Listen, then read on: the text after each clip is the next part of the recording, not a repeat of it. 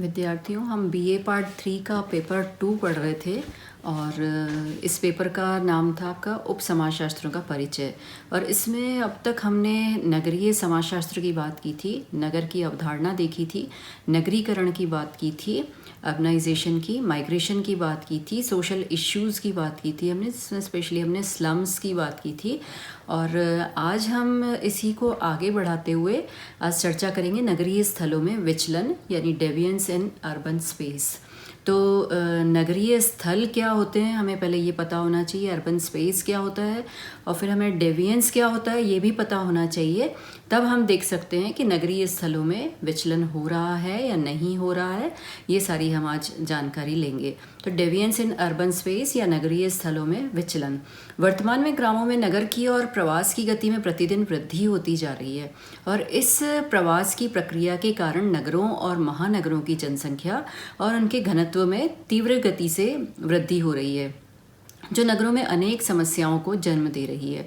तो नगरीय समाजशास्त्र में नगरों से संबंधित अनेक समस्याओं का गहन अध्ययन किया जाने लगा है। आज नगरीय स्थलों में विचलन की समस्या सबसे गंभीर है और यहाँ पर नगरीय स्थलों और विचलन की अवधारणा का अर्थ और परिभाषा दोनों हम लोग देखेंगे और उससे हमें समझ में आएगा कि नगरीय स्थलों में विचलन हो रहा है या नहीं हो रहा है। तो नगरीय स्थल की अवधारणा या कॉन्सेप्ट ऑफ अर्बन स्पेस क्या है, पहले हम लोग ये देखते हैं। तो नगरीय स्थल का अर्थ है नगर, अर्थात जो स्थल जहाँ पर खूब घनी हरियाली न हो और लोग अपार्टमेंट्स, इमारतों, घरों, घनी बस्तियों में रहते हों, उसको हम नगरीय स्थल कह रहे हैं। नगर की अवधारणा हमने पीछे देखी थी, जहाँ जनसंख्या का घनत्व ज़्यादा होता है और उद्योग धंधे लगे होते हैं, विज्ञान और तकनीकी का विकास हुआ होता है, वो सब हमने नगर की बात की थी। अब नगरीय स्थल हम किसको कह रहे हैं, जहाँ पर हरियाली कम होती है, यानी घर ज़्यादा बने हुए होते हैं और ग्रीनरी कम है, यानी लोग अपार्टमेंट, इमारतों, घरों और घनी बस्तियों में रह रहे हैं। तो नगरीय स्थल का अर्थ है जहां अधिकतम यातायात के उत्तम साधन, उच्च शिक्षा प्राप्ति के केंद्र, सांस्कृतिक गतिविधियां, खेलकूद के कार्यक्रम, नल, बिजली की सुविधाएं, आधुनिक सुख सुविधाओं के साधनों की सुविधा तथा अपराध और पड़ोसियों से भावनात्मक दूरी एवं अकेलापन पाया जाता है, उसको हम नगरीय स्थल कह रहे हैं। ये सब हमने नगर की अवधारणा में भी देखा था, अब हम नगरीय स्थल की बात कर रहे थे। अब हम देखते हैं कि विचलन क्या होता है, कॉन्सेप्ट ऑफ डेविएंस यानी विचलन की अवधारणा। तो संस्थागत अपेक्षाओं और सामाजिक मानदंडों का उल्लंघन किए जाने वाले व्यवहार को विचलन या विपथगमन या विसामान्यता कहते हैं। विचलन एक ऐसी क्रिया या व्यवहार है जिसे किसी समाज के लोग गलत, अनुचित, अनैतिक एवं अशांत मानते हैं, जिसके लिए समाज में कुछ विशिष्ट सामाजिक नियंत्रण के उपाय भी किए जाते हैं। तो इसको हम कह रहे हैं विचलन, यानी समाज के विरुद्ध कार्य करना। विचलित व्यवहार शब्द की परिभाषा में ऐसे नियमों के विचलन को सम्मिलित नहीं किया जाता है जिनको समुदाय के सदस्य सहन करते हैं तथा वे केवल मामूली सा विरोध करते हैं, लेकिन इससे उन नियमों का विचलन आता है जिसका समाज तीव्र रूप से विरोध करता है। ऐसे नियम जिनका समाज तीव्र रूप से विरोध करता है एवं जो समाज की सहनशीलता से बाहर होता है, वो विचलित व्यवहार कहलाता है। विचलन वे व्यवहार हैं जो सामान्य रूप से मान्य आचरण का उल्लंघन है। समाज जिस आपके व्यवहार को मानता है उसका उल्लंघन हम कह रहे हैं विचलन। तो इसके लिए जैसे व्यापार के कानूनों को तोड़ना, उनका उल्लंघन करना, गलत तरीके से वस्तु हथिया लेना, वेश्यावृत्ति और नशीली चीज़ों का सेवन करना, शराब पीना आदि विचलन के अंतर्गत माने जाते हैं। तो अगर हम नगरीय स्थलों के विचलन का अर्थ समझना चाहते हैं तो वो बस्तियां जो समाज, सरकार, नगरपालिका, नगर निगम, नगर विकास प्राधिकरण आदि के नियमों के अनुसार मान्य नहीं हैं। नगर के वो स्थल, बस्तियां, गलियां, मकान, बाजार, मॉल, सड़कें जो प्रथाओं, परंपराओं या सामान्य मानदंडों के अनुरूप मान्य नहीं हैं, ऐसे स्थल विचलन के अंतर्गत आते हैं, ऐसे स्थान विचलन के अंतर्गत आते हैं। यानी हम अगर नियम तोड़ रहे हैं जिसका समाज विरोध कर रहा है कि ये नियमों के अनुरूप हम काम नहीं कर रहे, समाज भी उसका विरोध कर रहा है, तो वो विचलन में आएगा।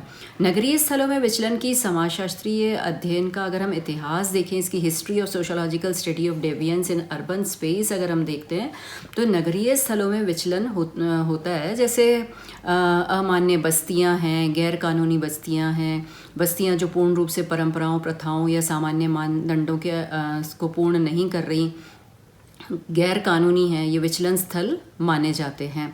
और नगर के अंदर के केंद्रीय क्षेत्र अपराधों के कारण और आपराधिक गतिविधियों के केंद्र होते हैं।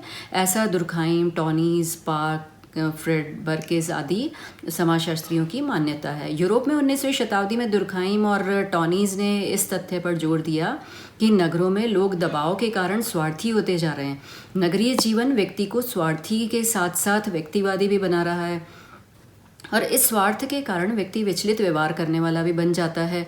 और नगरों के उन स्थानों में अपराध अधिक होते हैं जहाँ पर जनसंख्या का घनत्व अधिक होता है, वहाँ सामाजिक विघटन अधिक होता है, क्योंकि वहाँ पर व्यक्ति के व्यवहारों पर विद्यमान व्यवहार के नियमों का प्रभाव एवं दबाव कम हो जाता है। नगर के ऐसे क्षेत्र सामाजिक विघटन के केंद्र बन जाते हैं और इसका परिणाम वेश्यावृत्ति, नशाखोरी और अपराध के रूप में होता है। तो जॉर्ज सिमिल ने नगरीय जीवन के मनोवैज्ञानिक और सामाजिक परिणामों को बताते हुए कहा कि नगर अपराध को बढ़ावा देने वाले क्षेत्र होते हैं और विचलन व्यक्ति में नहीं होता, वह तो व्यक्ति के बाहर और पूर्ण समाज में विद्यमान होता है। अब हम अगर नगरीय स्थलों के विचलन के सिद्धांत देखें, theories of deviance in urban space अगर हम देखते हैं तो इसके प्रमुख रूप से हमें दो सिद्धांत दिखाई देते हैं, जीवशास्त्रीय एक रूपता का सिद्धांत और सामाजिक विघटन का सिद्धांत। जीवशास्त्रीय एक रूपता का सिद्धांत, जिसे हम थ्योरी ऑफ बायोलॉजिकल एनालॉजी भी कह रहे हैं, ये रॉबर्ट ई पार्क ने ये अर्बन सोशोलॉजिस्ट हैं और इन्होंने अपनी बुक द सिटीज़ में दी। और इनके अनुसार नगर जैविक लक्षणों के संतुलन होने वाले हैं, नगर जैविक लक्षणों के संतुलन से बनते हैं, जिस पर प्रवासियों के आने और संघर्ष उत्पन्न होने से संतुलन बिगड़ जाता है। स्थान के लिए संघर्ष इस संघर्ष का एक भाग होता है और लोग श्रेष्ठ स्थान के लिए प्रतिस्पर्धा करने लगते हैं। जो लोग उत्तम स्थान प्राप्त नहीं कर सकते वो न्यूनतम पसंद वाले स्थानों अर्थात गंदी बस्तियों में रहने लगते हैं और इस भिन्नता के कारण लोगों के व्यवहार भी नगरीय क्षेत्रों में भिन्न भिन्न होते हैं। तो इस तरह से इन्होंने थ्योरी ऑफ बायोलॉजिकल एनालॉजी थी। और दूसरा सिद्धांत हम कह सकते हैं सामाजिक विघटन का सिद्धांत, theory of social disorganisation. Shaw और मैकवे ने इस सिद्धांत को प्रतिपादित करते हुए कहा कि बड़े नगर विशिष्ट जोन्स में बटे होते हैं, जिनको हम 5 जोन्स में डिवाइड कर सकते हैं। जैसे जोन 1 है, उसमें केंद्रीय व्यापार स्थल जहाँ पर कुछ लोग रहते हैं और दिन में वहाँ पर बैंक और व्यापार की गतिविधियाँ होती हैं। जोन 2 है, उसमें स्थानांतरण का जोन है। ये वह क्षेत्र जो कभी प्रभावशाली क्षेत्र रहा था परंतु अब नष्टप्राय हो चुका है और वहाँ बहु व्यावसायिक गतिविधियाँ हो रही हैं। यह आवास निवास तथा मकानों के लिए सबसे सस्ता जोन होता है। और जोन 3 की हम बात करें तो यहाँ सम्मानीय वर्किंग का स्थान होता है। जोन 4 शहर से और आगे एवं दूर सुखी मध्यम वर्ग का निवास स्थल होता है। जोन 5 की बात करें तो ये शहर की बाहरी सीमा जहाँ धनी लोग निवास करते हैं होता है। तो प्रत्येक इन्होंने शॉ और मैकवे ने कहा कि प्रत्येक बाद वाले प्रवासी जो नगर में कम आते हैं वो नगर की सबसे सस्ते जोन में बसने का प्रयास करते हैं। और उन्होंने सरकारी नगरीय अपराध गति में पाया कि जोन 2 में अपराध की गति अधिकतम लंबी अवधि तक पाई जाती है। तो सामाजिक नियंत्रण की औपचारिक विधियां व्यक्ति को विचलित व्यवहार करने से रोकती हैं, इसके अभाव में लोग अपराध करते हैं। अब अगर हम नगरीय विचलन का मानक शून्यता का सिद्धांत देखें, theory of anomie in urban space देखें तो मर्टन के मानक शून्यता के मॉडल के अनुसार नगरीय स्थानों में विचलन समझाया जा सकता है। नगर की सांस्कृतिक संरचना एवं मान्यता प्राप्त लक्ष्य व्यक्ति को चयन करने के लिए बाध्य करते हैं और इसी प्रकार से नगर पालिका, नगर निगम, विकास प्राधिकरण आदि में व्यक्ति को अपने आवास संबंधी लक्ष्यों को प्राप्त करने के लिए इन संस्थाओं द्वारा प्रदान किए गए साधनों का ही चयन करने का दबाव डाला जाता है। तो नगर के द्वारा निश्चित लक्ष्यों को स्वीकार करना और अस्वीकार करना, नगरवासियों के सामने 2 विकल्प होते हैं। एक तो नगर के द्वारा निश्चित लक्ष्यों को स्वीकार करना और अस्वीकार करना, और दूसरा नगर द्वारा मान्य साधनों को स्वीकार अथवा अस्वीकार करना। तो जब व्यक्ति नगर के द्वारा निश्चित लक्ष्यों एवं साधनों का चयन करके व्यवहार करता है तब नगर में संतुलन रहता है। लेकिन जब व्यक्ति इनमें से किसी एक या दोनों को अस्वीकार करके व्यवहार करता है तो वह नगरीय स्थलों में विचलन पैदा करता है। नगरीय स्थलों में विचलन दो प्रकार का होता है, इसके दो टाइप्स हम कह सकते हैं। नगरीय स्थलों पर गैर कानूनी विचलन, इलीगल डेविएंस इन अर्बन स्पेस, और नगरीय स्थलों में सामान्य विचलन, जनरल डेविएंस इन अर्बन एरिया।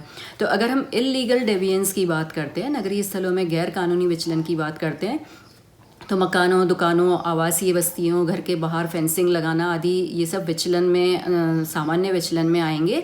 लेकिन असामान्य गैर कानूनी विचलन में क्या आएगा कि नगरों में गैर कानूनी कब्जा करना, उपयोग करना, बेचना आम नगरीय स्थलों में विचलन की घटनाएं होती हैं। नगरों में वैश्यालयों का होना, होटल और पॉश कॉलोनीज़ और के बंगलों में और ब्यूटी पार्लर, मसाज के केंद्रों, क्लबों आदि में अनैतिक गतिविधियां करना, ये सब विचलन के उसमें आएंगी।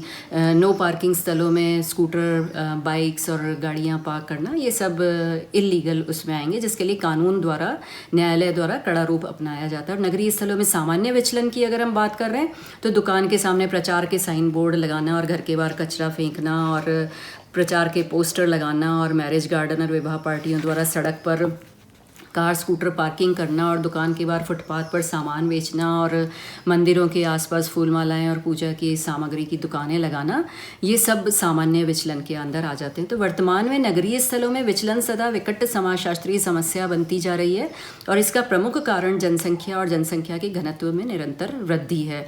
विश्व में अनेक समाजों, समुदायों, कस्बों, नगरों और महानगरों में आर्थिक स्थिति काफ़ी खराब है, जिसके कारण नगरीय स्थलों में विचलन देखने को मिलता है। धन्यवाद।